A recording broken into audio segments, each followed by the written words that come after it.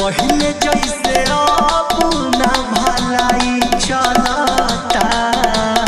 ए राजा चार दिन सबर करी। पहले जैसे अब ना भलाई चलता।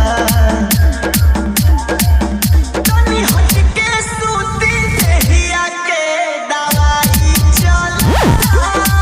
जवन चाही सैया वही के दवाई चलता।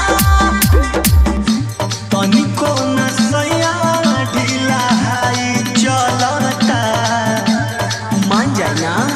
तनी हट के सूती देहिया के दवाई चलता।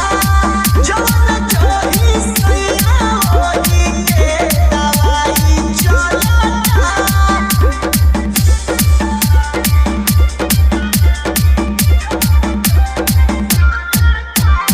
संदीप बाबू संदीप बाबू संदीप बाबू संदीप बाबू संदीप बाबू हाइट चेक से जब रहे जकारा देह से नायंगे जकारा पानी को मचोरिया भी जानी डर में चिपकारा।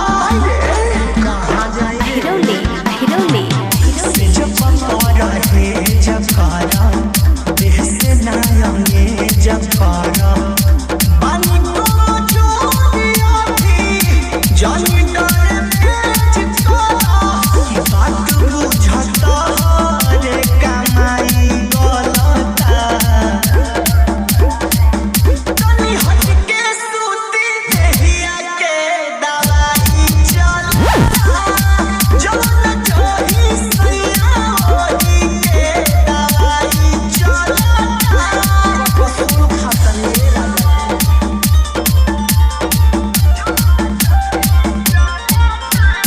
संदीप बाबू संदीप बाबू संदीप बाबू संदीप बाबू संदीप बाबू हाइट चेक सौत जानी जड़िया हो खींच जानी सड़िया हो। बोलो विष्णुपुरी जानी करो बरिया हो। सौत जानी जड़िया हो खींच जानी सड़िया हो। बोलो विष्णुपुरी जानी करो बरिया हो। सकती सोना मन में तहरा कथी बोलता। बताओ तनी हट के सूती देहिया के दवाई चलता। जवन चाही सैया वही के दवाई चलता। मिक्सिंग करने के लिए संपर्क करें 96 95 98 82 97।